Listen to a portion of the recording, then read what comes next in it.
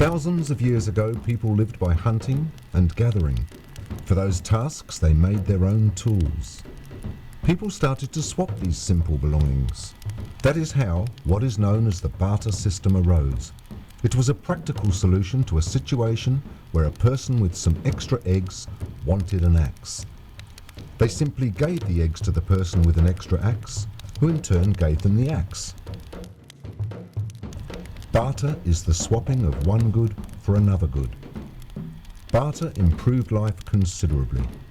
It allowed people to concentrate more on what each did best. But barter was rarely easy. What did the person do if the axe maker did not want any eggs? Barter meant searching for someone who had what you wanted and hoping that they wanted what you had to offer. An exchange was often hard or impossible to make. Meanwhile, the eggs went bad.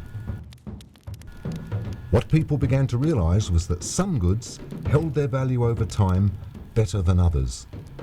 So if the person who had eggs couldn't find someone with an axe to trade, then they would take some salted fish for their eggs instead. They realized that the salted fish would hold their value longer than eggs. This extra time would give them the opportunity to find someone who wanted to trade an axe. The person who had the extra axe would probably take the salted fish, even if they personally did not want salted fish, in the knowledge that they could trade them later for something that they did want. So it was discovered that goods that held their value over time could be very useful for making trade not only easier, but more possible amongst more people. Such items as salted fish, seashells, copper, gold, seeds, cows, and salt were a few of the goods that held their value over time. These were the first monies. Money was simply a good that held its value over time, and because of that, could be a useful medium of exchange. A medium is simply something that acts as a go-between. Instead of swapping the surplus good for the good needed, eggs for an axe, people used money as the go-between. A person could exchange their goods for a medium of exchange and then use that medium of exchange to later obtain the goods that they really wanted.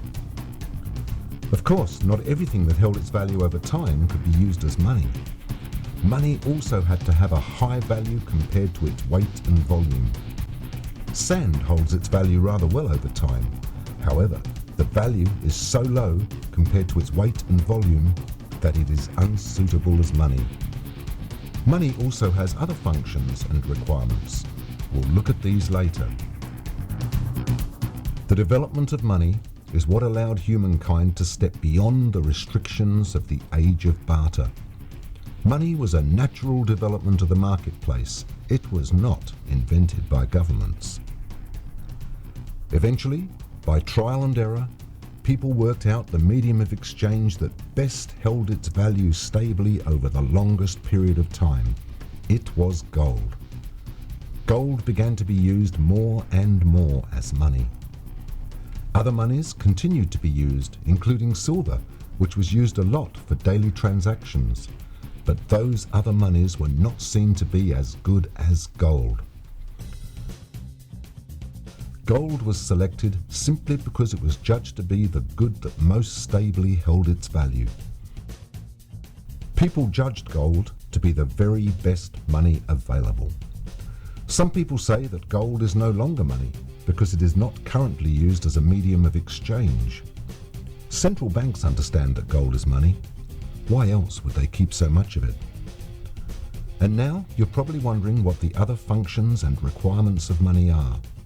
That's coming up in part 2.